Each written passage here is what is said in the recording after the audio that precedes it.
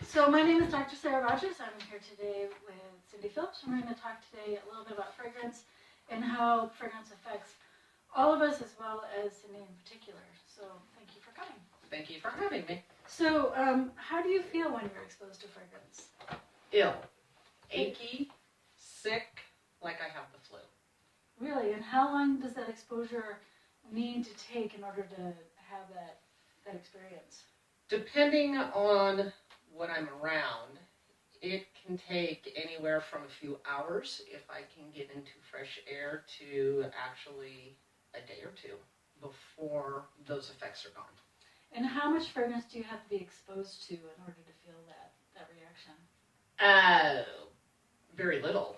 I tested myself with my own fragrances as my ability to process those changed in my life, and even just a drop on my skin was enough to cause ill effects. Right, and in 2007, the American Dermatological Society actually named their allergen of the year as fragrance. So dermatologists recognize that fragrance can be an allergen and a problem for the skin. So that totally makes sense. But you're not just talking about a skin reaction, you're talking about a whole reaction. A whole reaction, a whole body reaction, my entire body. The worst case of the flu or strep throat or one of those severe high fever body aches, like your bones are aching, is how I will feel.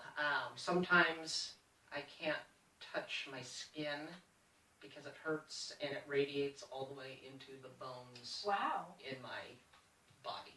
Yeah, so if my husband reaches over and does this, I have to say, please don't. Well, that's sad. Please don't touch. Not today. Love you, don't touch me. I know, love you, but don't. Thank you. So where do you find the most fragrance exposure for yourself? Oh, the workplace. The workplace.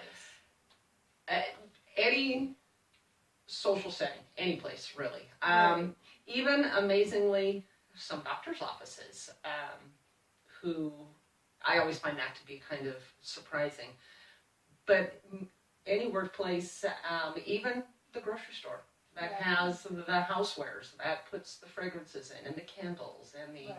So it's everywhere that you go, really. Right, and my biggest thing recently, and I'm chemically sensitive too, which is why we have a fragrance-free environment. Because number one, I know all about the effects of fragrance, as well as I'm sensitive. And the last two big exposures I've had has been in rental cars.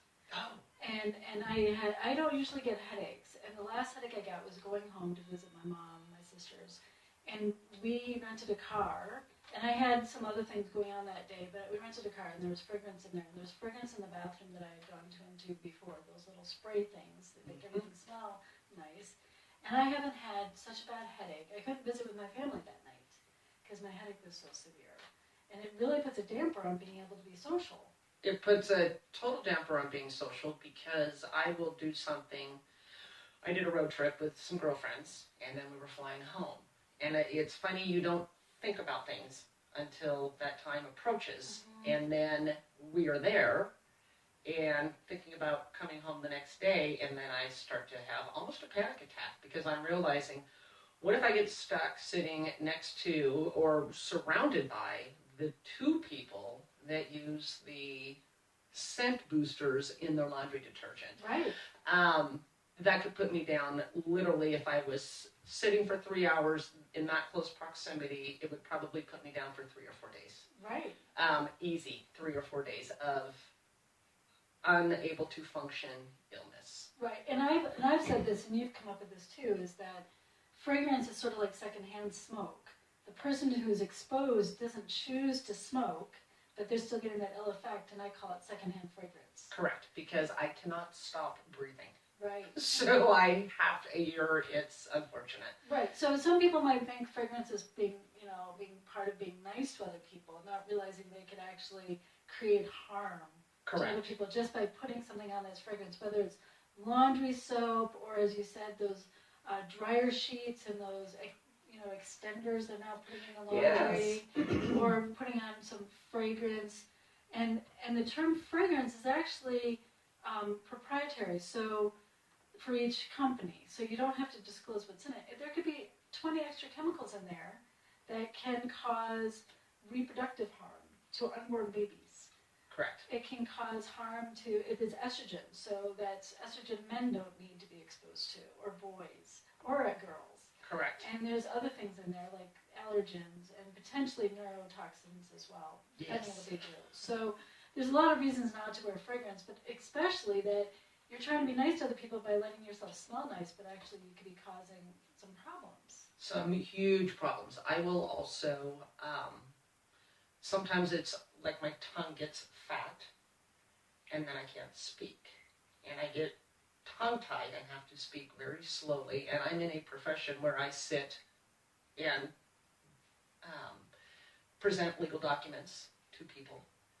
And sometimes things will come out of my mouth that even I don't know what that word was. And then I have to stop and think and focus on each word as it comes out, as if I'm learning to speak, because it literally interferes with my nervous system. Well, the other thing is that our nose is our smell sensors are something called cranial nerve 1, which means anything that's cranial nerve, the nerve originates from our head. And when we smell something, it's because we're getting a particle into that nerve, then that signal gets transmitted straight to the brain. So you can have brain fog just by things that you smell if it's going to cause a reaction in that nerve cell. So there can be some neuropathy going on there. Not neuropathy, but some problems in the brain because you're smelling something, because it goes straight from the nose into the brain. And that's a problem. Yes, it is.